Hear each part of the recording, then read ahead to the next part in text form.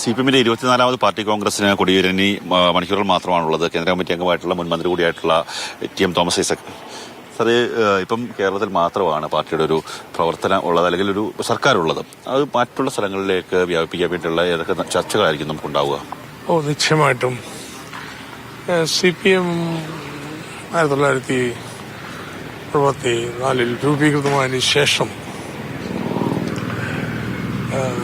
ചരിതിരിച്ചടികൾ വന്നെങ്കിലും തുടർച്ചയായിട്ടുള്ള വളർച്ചയുടെ ഒരു ചിത്രമാണുള്ളത്.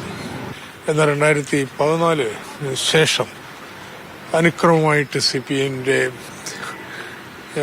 സമരശേഷിയും അതിനേക്കാൾ CPM-ന്റെ തെരഞ്ഞെടുപ്പ് ശക്തിയും കുറഞ്ഞു വരുന്ന ഒരു സ്ഥിതിവിശേഷമാണ്. ഈ അവസ്ഥ നിശ്ചയമായിട്ടും പാർട്ടി കോൺഗ്രസിന്റെ ഒരു കേന്ദ്ര ചർച്ചാ വിഷയമായിരിക്കും. 7 പേരാണ് പിബിൽ നിന്ന് പ്രായപരിധി വെച്ച് തീരുമാനിക്കുകയാണെങ്കിൽ ഒഴിയേണ്ടി വരുന്നത്.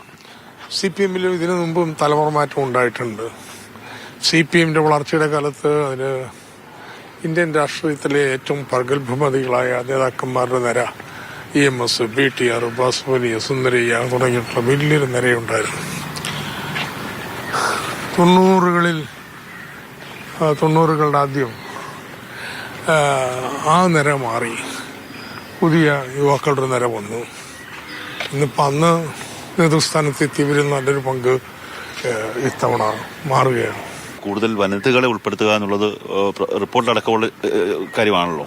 ഇന്ത്യയിൽ ഏറ്റവും വലിയ അന്തരം നിലനിൽക്കുന്ന ഒരു വശമാണ്, സാമൂഹ്യ വശമാണ് ജെൻഡർ.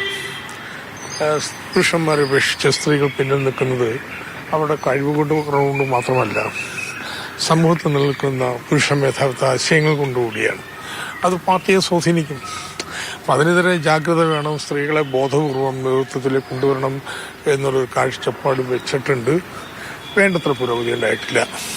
തന്നെയാണ് TM തോമസ് ഐസക് പറയുന്നതനുസരിച്ച് ഒരു തലമുറ മാറ്റം. കാര്യം 90കളുടെ തുടക്കത്തിൽ ഒരു തലമുറ മാറ്റം ഉണ്ടായി. അതിനുശേഷം മധുരയിലേക്ക് വരുമ്പോൾ പുതിയൊരു തലമുറ മാറ്റത്തിന് CPM വേദിയാകുന്നു എന്നുള്ളത് തന്നെയാണ് അദ്ദേഹത്തിന്റെ വാക്കുകളിൽ നിന്ന് വ്യക്തമാകുന്നത്. ക്യാമറമാൻ സജികുമാറിനൊപ്പം കണ്ണൻ നായർ, മാതൃഭൂമി ന്യൂസ്.